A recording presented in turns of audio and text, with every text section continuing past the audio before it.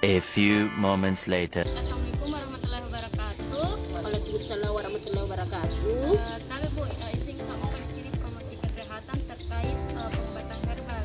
Sebelumnya perkenalkan nama saya Salmawati, bisa juga dipanggil Salma dari Universitas Islam Negeri Al-Azhar Makassar, jurusan farmasi. Jadi di sini maka kasih tahu tips terkait pengobatan herbal. Jadi sebelumnya pengobatan herbal adalah ramuan atau bahan yang berasal dari tumbuhan, hewan, mineral atau campuran bahan alami lainnya yang digunakan secara turun-temurun untuk pengobatan.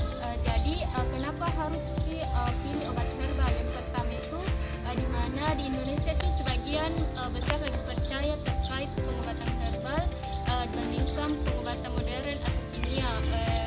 Kita saat ini kebanyakan orang memilih obat modern dibandingkan obat kimia. Kalau sedikit sakit kepala pasti langsung diminum kayak paracetamol, ibuprofen dan lain-lainnya. Padahal kalau bisa dimanfaatkan itu obat herbal.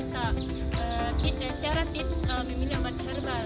Yang pertama itu perlu dulu dikonsultasikan pada tenaga medis terkait bagaimana itu penyakitnya.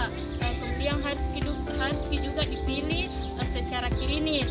Perhatikan dosisnya, cara penggunaan atau efek samping yang mungkin terjadi. Selanjutnya itu ada golongan obat herbal. Jadi di sini golongan obat herbal itu terbagi tiga. Yang pertama itu ada jamu, obat herbal tradisional, dan fitofarmaka. Kalau obat jamu itu keamanan dan khasiatnya sudah teruji secara empiris. Kalau fitofarmaka dia itu keamanannya dan khasiatnya sudah diuji secara klinik dan praklinik. Kalau obat herbal tradisional dia itu keamanannya sudah diuji secara klinik. Jadi kalau misalnya ke apotek beli obat herbal misalnya setelah angin, antangin, harus diperhatikan nih logo-logonya untuk obat herbal. Selanjutnya itu ada khasiat dan efek samping obat herbal. Misal ada juga contoh tanaman dulu. Jadi misalnya di segelintir itu banyak sih tanaman yang bisa dimanfaatkan seperti daun pegagan. Dia itu untuk meningkatkan sirkulasi darah, menurunkan kecemasan dan memperbaiki fungsi otak. Tapi dia itu memiliki efek samping seperti pusing atau mual. Selanjutnya itu ada alpukat, di mana itu alpukat bisa meningkatkan berat badan. Jadi kalau maki gemuk, tidak perlu jadi harus minum obat modern atau obat berbahan kimia, karena kapan minum itu bisa jadi dia itu hanya memperbesar aktivitas saja. Jadi bisa jadi mengonsumsi obat herbal seperti alpukat. Selanjutnya itu ada jahe merah. Dia itu dapat meningkatkan daya tahan tubuh dan meredakan mual. Tapi dia itu memiliki efek samping seperti mengganggu asam lambung begitu. Selanjutnya itu ada bawang putih. Jadi misalnya kalau hipertensi ada riwayat hipertensi, bisa jadi ini minumnya bawang putih. Dan dia itu bisa memiliki efek antimikroba dan antiinflamasi. Selanjutnya itu ada kunyit. Di sini tuh kunyit dia itu memiliki sifat antiinflamasi. Selanjutnya itu ada domiana. Pasti seringnya kita tahu domiana. Ini domiana untuk mengatasi gangguan pernapasan kayak batuk atau pilek, bisa jadi minum gitu.